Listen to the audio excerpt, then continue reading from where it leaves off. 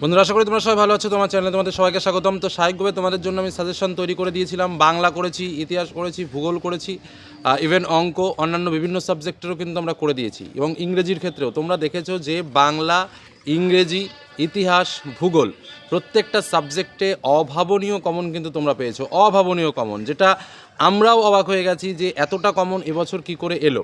এবার কথা হচ্ছে, শুধু কমন আসার সঙ্গে আরও একটা বিষয় খুবই গুরুত্বপূর্ণ, সেটা হচ্ছে প্রশ্নও কিন্তু স্বাভাবিক নিয়ম অনুসারে আমরা যেটা মনে করি যে প্রশ্ন কিন্তু কিছু কিছু ক্ষেত্রে কঠিন হয়। যেমন ইতিহাসের প্রশ্নটা নিয়ে বলি, যে ইতিহাসের প্রশ্নটা কিন্তু আমরা এবার যেটা পেয়েছি সেটা কিন্তু মনে রাখতে হবে যে বিগত কয়েক বছরের মধ্যে সবথেকে সহজ কোশ্চেন। ভূগোল কোশ্চেনটা ঠিকই আছে, এসএকিউ টাইপের পার্টটা একটু কঠিন ছিল, কিন্তু বড় কোশ্চেনে একদম কোনো রকম ঘোরানো ফেরানো কিছু নেই, ওপেন কোশ্চেন আমরা কমন পেয়েছি। বাংলার ক্ষেত্রে তো সে কথা বলার অপেক্ষা রাখে না, একদম হুবহু কমন পেয়েছি। ইংরেজির ক্ষেত্রেও পুরো সেম টু সেম ঘটনাটা ঘটেছে আমাদের, একদম যেটা আনসিন বলেছি সেটাই এসছে, যেটা সিন বলেছি সেই পার্টটাই এসছে। রাইটিংয়ের কথা কোনো বলার অপেক্ষা রাখে না, একদম হুবহু কমন। এবার যেটা বিষয় সেটা হচ্ছে আমাদের ম্যাথ পরীক্ষা, তারপরে রয়েছে ফিজিক্স, এবং তারপর যথারীতি বায়োলজি, মানে আমাদের আর সায়েন্সের মূল 3টে সাবজেক্ট বাকি আছে।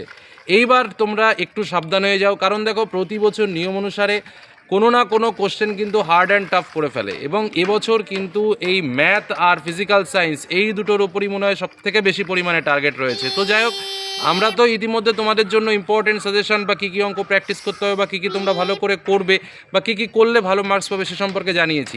একদম ফুল সাজেস্টিভ কিন্তু করো না। ফুল সাজেস্টিভ মানে যেমন ধরো আমরা বলি যে উপপাদ্য 2টো বা 3টে বা একটা উপপাদ্য করো, সেটা কিন্তু করো না। আমরা যেটা বলেছি অন্তত যে 3টে বা 5টা যে ক্যালকুলেশনগুলো করেছি, বা ইউটিউব খুললেই দেখা যায় একটা উপপাদ্য করলে একটা কমন, এই করলেই একটা কমন, এতটা রিক্সে কিন্তু এবার অঙ্কে যাওয়াটা ঠিক নয়।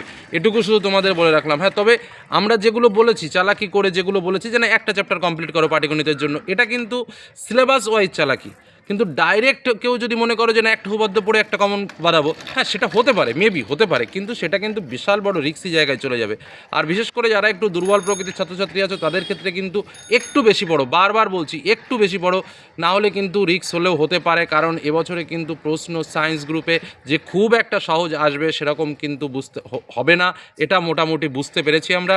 কারণ যদি আমরা আর্টস গ্রুপের কোনো একটা সাবজেক্টে প্রেশার পেতাম হালকা পাতলা, তাহলে কিন্তু সায়েন্সের সাবজেক্টগুলোতে রিল্যাক্স ছিল। কিন্তু যেহেতু আমরা আর্টসের একদম বাংলা, ইংরেজি, ইতিহাস, ভূগোল প্রত্যেকটা সাবজেক্ট আমরা একদম ইজিয়েস্ট পেয়েছি, সেক্ষেত্রে কিন্তু সায়েন্সের প্রশ্ন একটু কঠিন হলেও হতে পারে, এ বিষয়ে কিন্তু একটা তীব্র সম্ভাবনা রয়েছে।